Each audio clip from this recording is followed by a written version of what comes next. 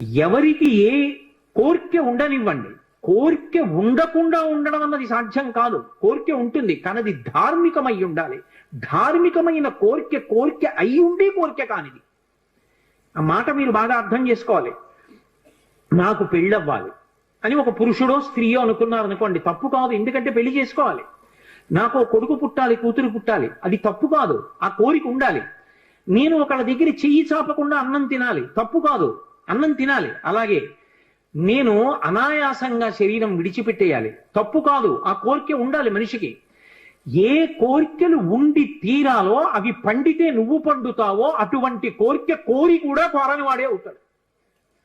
అటువంటి కోరికలు ఉండాలి. ఆ కోరిక తీరకపోతే లోకంలో చాలా సులువైనటువంటి మార్గాన్ని పరాశర సంహిత చెప్పింది. పరాశర మహర్షి నిన్న మీతో మనవి చేసి ఉన్నాను, హనుమకి సంబంధించినటువంటి ఉపాసన రహస్యములనన్నిటినీ క్రోడీకరించారు. క్రోడీకరించి మనకి సంహితా రూపంలో ఇచ్చారు. అందులో చెప్పారు శ్లోక రూప మంత్రం. అది మంత్రం అయితే మళ్ళీ అందరూ చెప్పడానికి సావకాశం కలగచ్చు, కలగకపోవచ్చు, ఎందుకంటే స్వరభేదం ఉంటుంది. కానీ అది శ్లోక రూప మంత్రం. అందుకే తప్పు చెప్పకుండా చెప్తే చాలు. హనుమకి ప్రదక్షిణం చేస్తూ నిశ్శబ్దంగా మాట్లాడకుండా ఆంజనేయం మహావీరం బ్రహ్మ విష్ణు శివాత్మకం తరుణార్క ప్రభం శాంతం ఆంజనేయం నమామ్యహం, ఈ శ్లోకం చెప్తూ హనుమకి 108 మాటలు ప్రదక్షిణం చేసి వక్కలతో కాని, పువ్వులతో కాని, అక్షతలతో కాని మాత్రమే లెక్క పెట్టాలి. కాగితం మీద గుచ్చడం, పెన్నుతో కొట్టడం అలా చేయకూడదు. వక్కలు 108 ఓ డబ్బాలో పట్టుకెళ్ళి, ఖాళీ డబ్బా పట్టుకెళ్ళి ఈ ఒక ప్రదక్షిణం చేసినప్పుడు మళ్ళీ స్వామి దగ్గరికి రాగానే నిలబడి ఈ శ్లోకం చెప్పడం.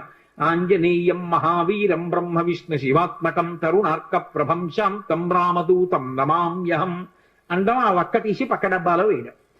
108 ఇందులో వక్కలు అందులోకి వచ్చాయంటే 108 ప్రదక్షిణాలు అయిపోయి మళ్ళీ వక్కల డబ్బా పట్టుకుని ఇంటికి వెళ్ళిపోవడం. హనుమ యొక్క ప్రదక్షిణముల చేత ఆయన అనుగ్రహంతో ఎటువంటి కోర్కెలను కూడా ఆయన తీర్చగలిగిన శక్తి కలిగిన వాడు అని అనుభవించిన పెద్దలు చెప్పిన మాట.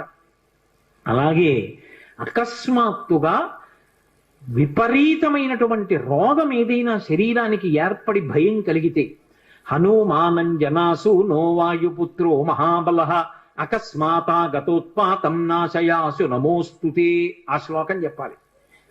అకస్మాత్తుగా రోగం వచ్చింది, స్వామి నన్ను కాపాడండి, ఈ శ్లోకం చెప్పి ఆయనకి ప్రదక్షిణాలు చెయ్యాలి.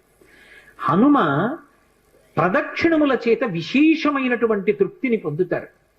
అటువంటి హనుమకి ప్రదక్షిణాలు చేస్తూ, ప్రదక్షిణం అంటే గబగబ గబగబ నడవకూడదు, అడుగుల చప్పుడు వినపడకుండా నడవాలి. అలా నడుస్తూ ప్రదక్షిణం చేసి ఈ 2 శ్లోకాలని అవసరాన్ని పట్టి అనుసంధానం చేయడం నేర్చుకుంటే ఆయన అనుగ్రహంతో రోగాన్ని నివారణ చెయ్యగలిగిన వైద్యుడు దొరుకుతాడు అని దాని అర్థం. ఆయన అనుగ్రహంతో రోగం పోతుంది. 2, ఆయన అనుగ్రహంతో ఎటువంటివైనా, అంటే నా ఉద్దేశం గొంతెమ్మ కోరికలు అని కాదు, నేను అమెరికా అధ్యక్షుడిని అయిపోవాలి అన్న కోరిక కాదు. ధార్మికమైన కోరికలు ఏవి ఉంటాయో వాటిని హనుమ తప్పకుండా అనుగ్రహించి తీరుతారు. అది పెద్దలు చెప్పిన మాట, నేను చెప్తున్న మాట కాదు. అందుకే అంతటి మహానుభావుడైన అటువంటి హనుమ చాలా తొందరగా ప్రీతి పొందేది దేనికి అంటే రామనామం చెప్పడం చేత. మీరు రోజు రామనామం వ్రాయడం అలవాటు చేసుకున్న, రామనామాన్ని కీర్తించిన, రామనామం పలికిన పరమ ప్రసన్నుడైపోతారు.